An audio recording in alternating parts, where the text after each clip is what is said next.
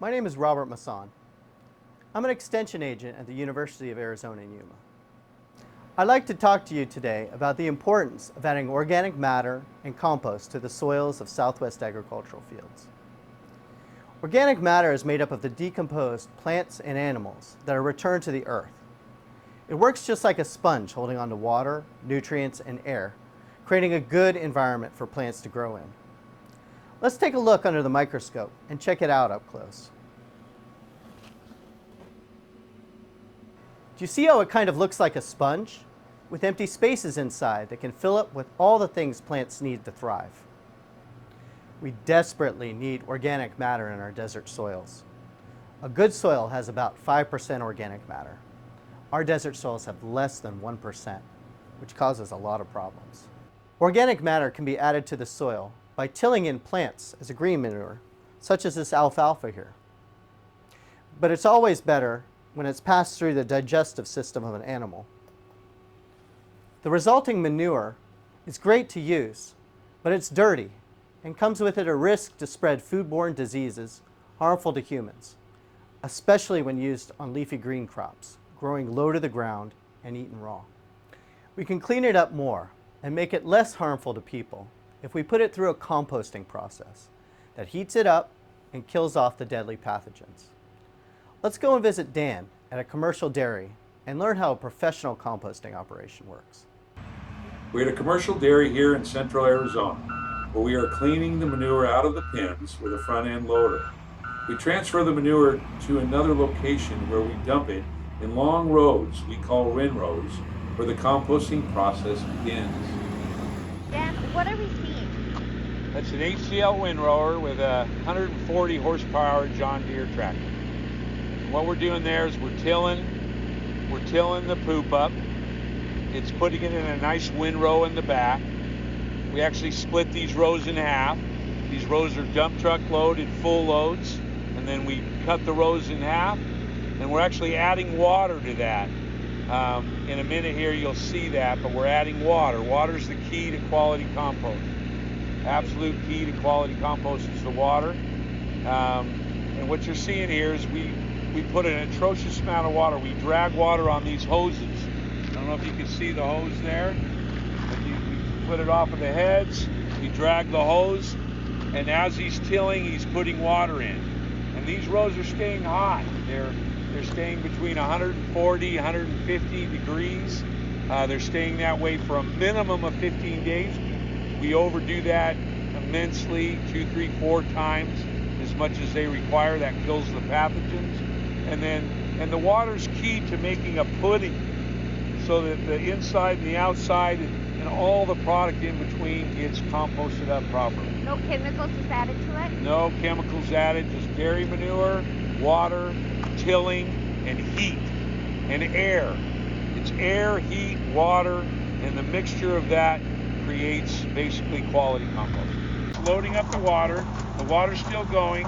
He's gonna finish this up, and in 1 minute here, he's probably gonna keep it, he's gonna stop, and then in a second here, he's gonna go to the other side, and he's gonna continue to water. Yeah, the temperature matters tremendously. We're looking for above 131, and we can go all the way up to 160, 170, even 180. But somewhere around 180, we start to worry, so we'll add water, we will till, and we will be a little worried. We worry about compost fires, and compost fires happen 180 and above. You're starting to threaten the concept of a compost fire. Compost fires don't get put out easily. They don't get put out with water. They get put out with lots of friends and lots of loaders. When you do have a compost fire, all the product is lost. That's a temperature gauge, typical temperature gauge. They're long, and before we pull it out, come on in here and look at this temperature. Come on a little closer, look at that. Because you're gonna see that, and I want all my customers to see that as well. What does that say on there? As far as I can tell, it says about 141. So that's 141 degrees, so that'll burn your hand. If you stick your hand down where that meter is, it'll burn your hand. So that's the heat that kills the pathogens. That's the heat that is obtained through water, air, decomposition, breaking it up. So what we've done is we put these in, we take a temperature of every single stack every single day for 3 solid months at least. Okay, we want to know every day what the temperature is of this, every row. The job is to move it every day, so we'll take temperatures and move it. As we till it, we obviously will move it. That's a temperature gauge. That's meant to be grabbed. That was put on there to grab. And then you want this to be somewhere near the center of the pile. So you put the pile in. I think he buried a little high. I don't like it much buried more than that. And you'll see that it goes right back to 140. If it goes below 131, it's not heating anymore. The whole process has to start over again. So our job is to keep it above 131 for 15 days and till it 5 times. The tilling is to keep the pudding mixing, and the temperatures to keep the pathogens dying. And what happens if you do really compost right, these stacks, when you're going to see the other site, you'll see my other site, they're much smaller, and you're going, how'd they get so small? This thing it's a living, breathing thing. It's living, and the biology is living, and they're eating, and they're dying, and they're producing, more and more, and the methane's getting burned off, and all this stuff is happening. And as that happens, these things are shrinking. So we actually will bring in, let's say, 1,000 tons. We'll usually only ship somewhere near 500 tons. So we will have eaten up approximately half of the material. Is really just goes away when it comes compost, real quality compost, and it'll smell like earth, and it's really fascinating what it smells like, what it looks like. You're going to see in the other one that whole concept. If you look at this real carefully, you're going to notice that there's an enormous amount of alfalfa in it. You can see the fiber. See, there's fiber everywhere. Yeah. Okay. When compost is usually finished, there's a whole lot less of that fiber. It's been eaten by the microbes. I can see in the middle of the ring rower, it's 140. But this is not 140. What can we do with this? Question, that's still raw manure. And what we're doing after this is after every row, we come along with the loader, we clean up the sides of these windrows and we put them back into rotation. So yes, what you're asking is that is actually composting. This right now is not. So we'll clean up this side row, and then we will continue to work the center of the windrower to get the temperatures up and to continue to compost them. Don, and how do you know the compost is finished and ready to be delivered?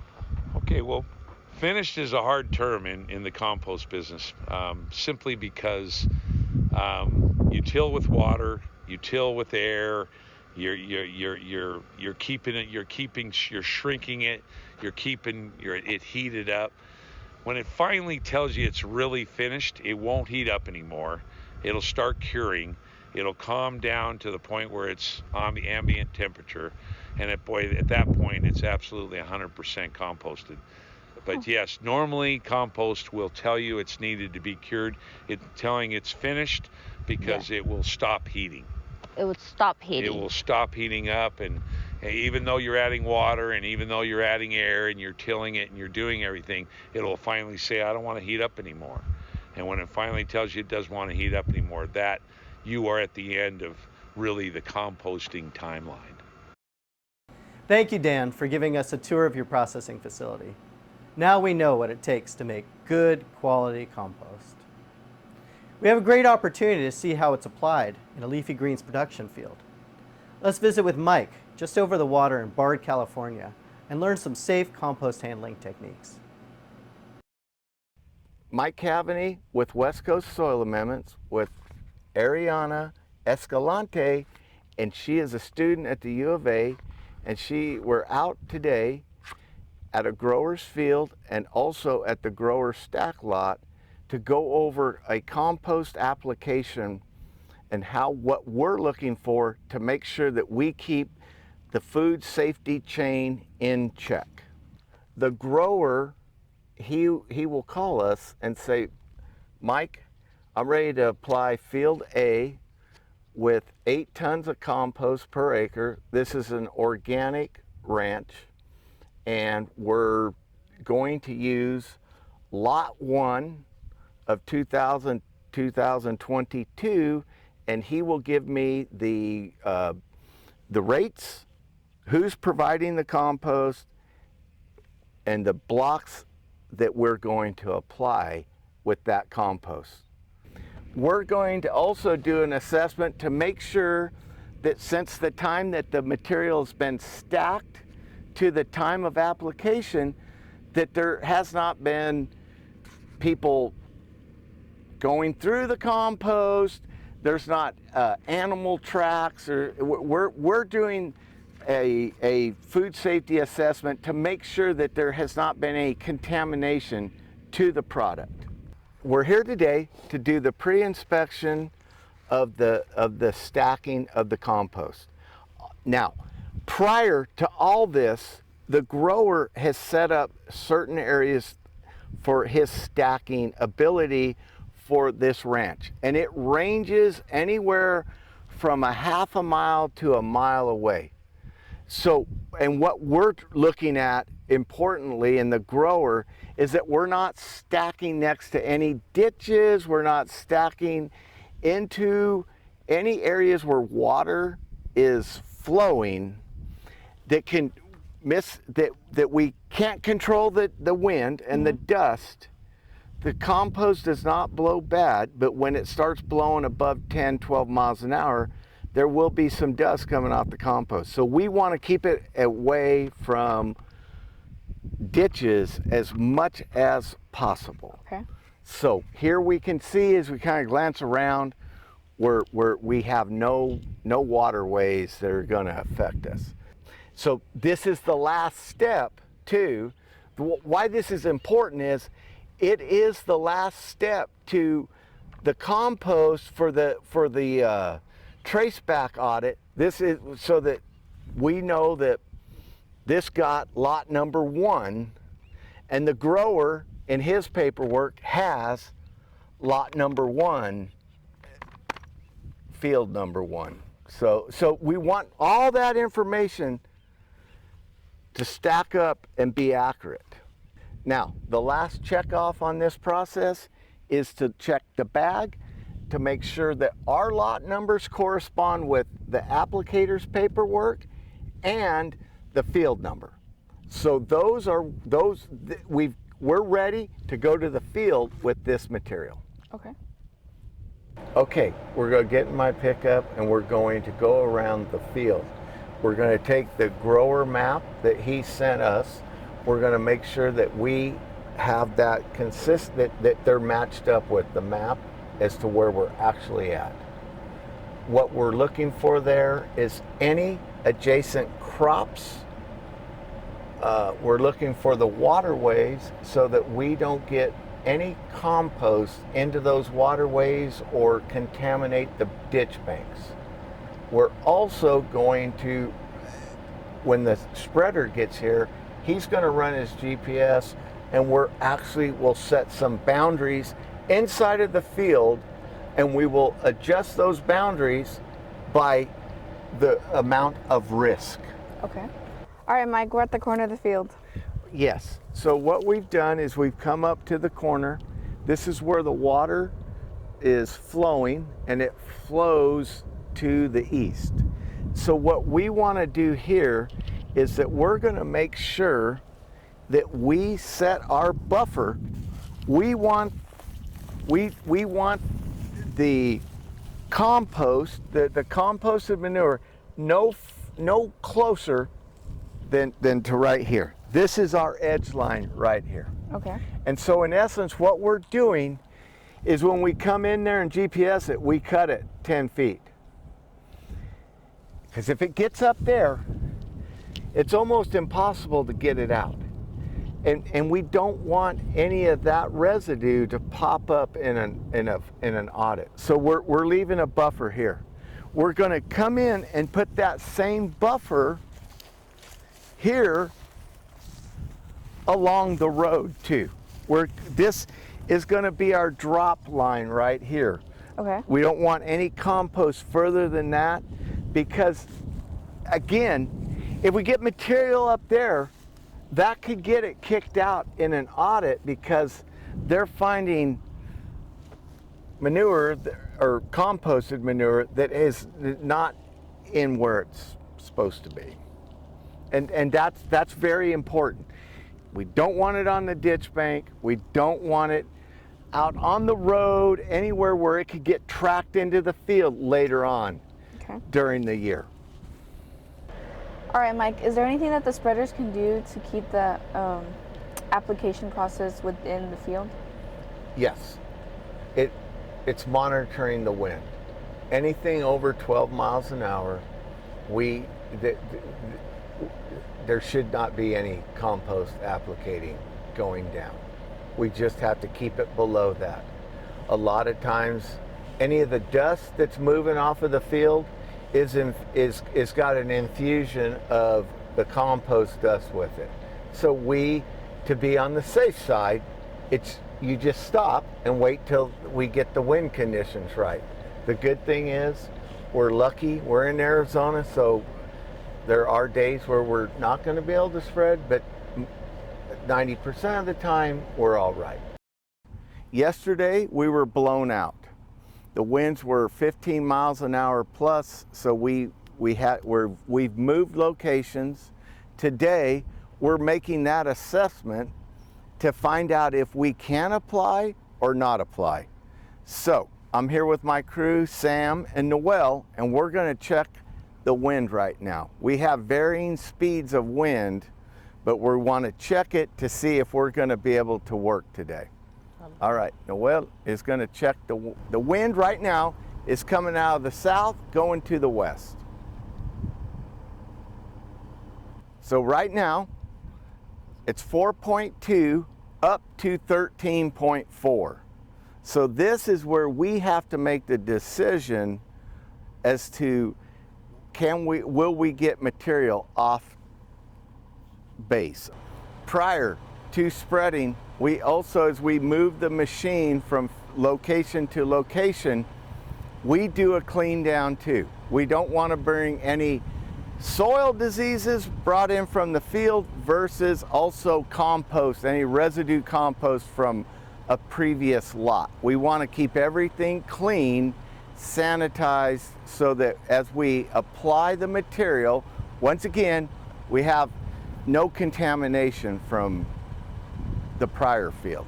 So here we are. I'm going to go through my guys and we're going to walk around the machine, check for any oil leaks. We're checking for any residue compost left over and any material that we don't want to end up in the field. So that's what we're doing right now. I'll be with Noel. Mi nombre es Noel Cortés, soy sprayador de West Coast Soil. Esta es mi máquina con la que sprayamos los files. La máquina se mantiene a niveles de aceite, se checa liquideras, que no tire aceite, que no tire nada para mantener limpios los files, para no contaminar. La máquina se lava en cada cambio de fil, en cada cambio de bloque, para que se mantenga bien y no tener contaminación de un fil a otro.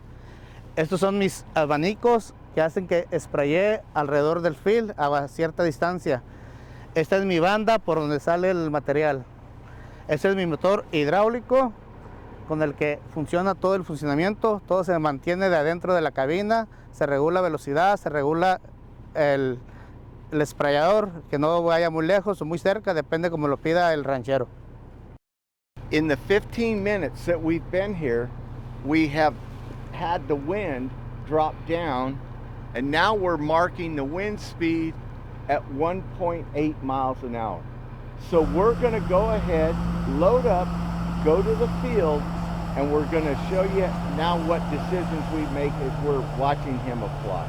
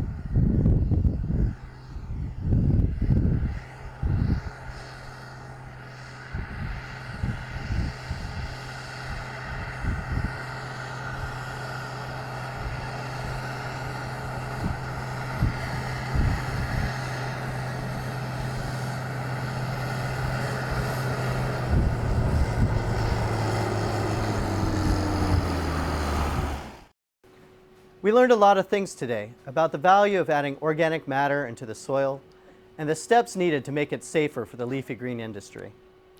Next time you buy a head of lettuce at the grocery store, think about all the steps in getting that to market and the part we play in producing a safe product.